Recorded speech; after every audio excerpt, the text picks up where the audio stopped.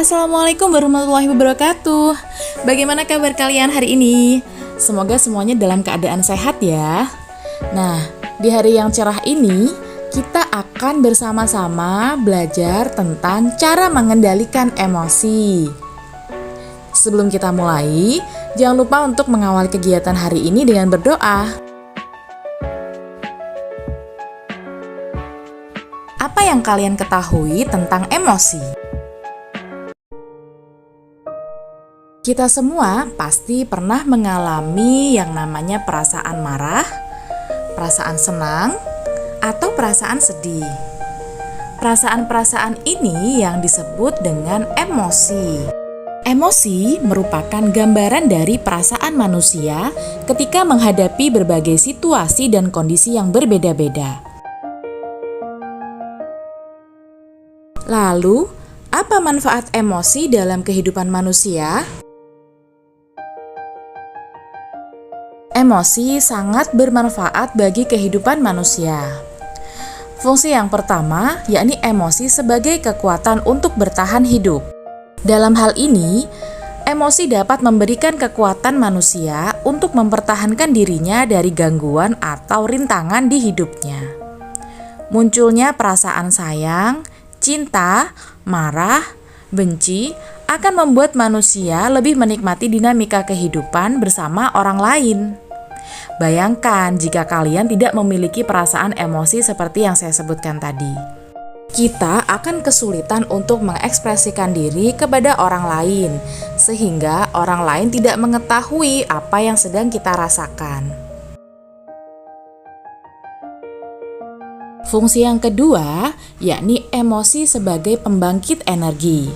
Dalam kehidupan sehari-hari, emosi mampu memberikan semangat atau motivasi dalam kehidupan kita. Misalnya ketika kita berhasil menunjukkan perasaan kita kepada orang yang kita sayangi. Misalnya kepada orang tua kita, saudara kita, atau teman-teman kita. Perasaan ini akan membuat kita semangat dan meningkatkan energi positif yang kita miliki.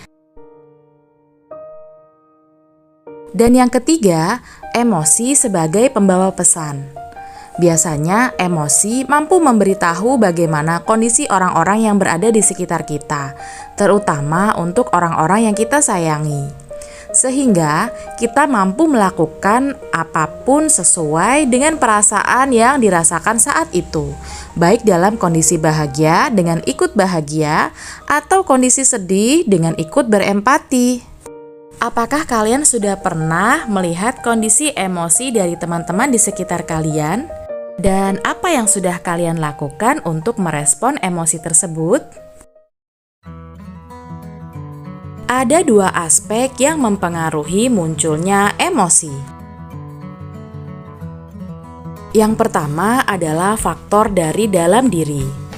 Kondisi fisik, temperamen, sistem saraf dan struktur otak manusia yang berbeda-beda juga mempengaruhi bagaimana emosi tersebut muncul. Dan yang kedua adalah faktor dari luar diri. Pola asuh, kebudayaan, aturan dari keluarga tentang kapan, di mana, dan bagaimana emosi harus diungkapkan sangat mempengaruhi bagaimana emosi seseorang terbentuk. Ada 6 macam-macam emosi.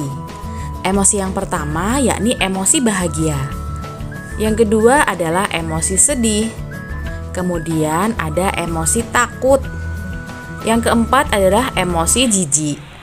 Yang kelima adalah emosi marah. Dan yang terakhir adalah emosi terkejut. Sesuatu yang berlebihan itu memang tidak baik. Oleh karena itu, kita harus memiliki cara untuk mengendalikan emosi pada diri kita. Ada 6 cara yang dapat kita lakukan untuk mengendalikan emosi. Yang pertama, yakinkan pada diri sendiri bahwa kita berpegang penuh untuk mengontrol emosi kita. Jangan kebalik ya, jangan sampai emosi yang mengontrol kita. Yang kedua, cobalah untuk melihat lebih dekat gaya hidup kita sendiri untuk mengidentifikasi alasan yang memicu emosi kita. Kemudian yang berikutnya, jika kita bisa mengendalikan imajinasi kita, kita juga bisa mengendalikan pikiran negatif yang terus menyerang kita sepanjang waktu.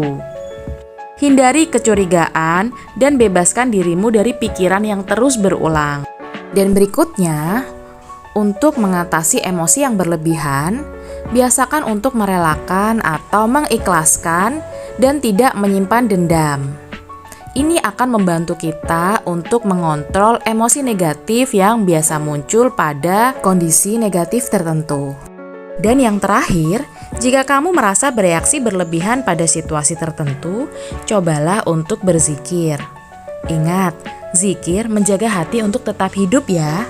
Dengan berzikir, secara tidak langsung kita dapat menenangkan diri kita sendiri sehingga kita mampu mengendalikan emosi yang kemungkinan muncul di saat yang tidak terduga.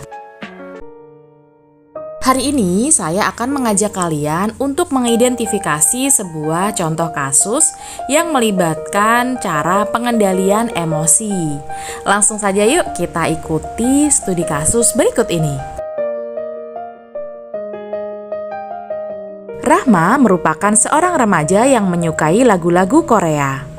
Ia memiliki beberapa album lagu idola kesayangannya yang ia beli dengan menggunakan uang yang ia tabung selama berhari-hari. Suatu hari, sahabatnya Dila yang juga menyukai lagu idola Korea meminjam sebuah CD lagu milik Rahma. Dengan senang hati, Rahma meminjamkan CD itu kepada Dila. Namun setelah 3 hari, Dila tidak kunjung mengembalikan CD yang ia pinjam. Rahma sangat terkejut ketika tiba-tiba Dila mengatakan bahwa CD itu patah karena terinjak adiknya. Dila meminta maaf kepada Rahma dan berjanji akan mengumpulkan uang sedikit demi sedikit untuk mengganti CD yang ia pinjam. Nah, jika kamu adalah Rahma, apa yang akan kamu lakukan? Dan berikan alasan kenapa kamu melakukan hal tersebut. Kalian dapat menuliskan identifikasi kalian pada kolom komentar.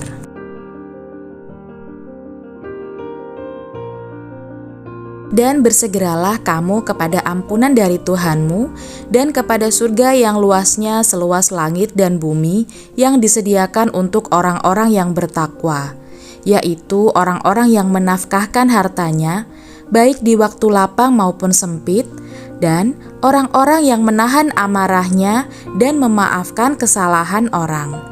Allah menyukai orang-orang yang berbuat kebajikan. Quran Surat Ali Imran ayat 133-134.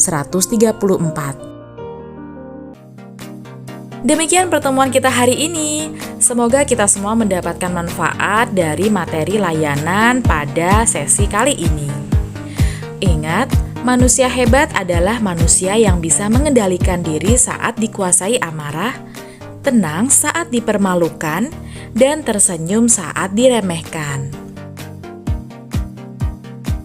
Kita semua memiliki kesempatan untuk menjadi lebih baik dari versi kita sebelumnya. Saya akhiri, wassalamualaikum warahmatullahi wabarakatuh. Bye.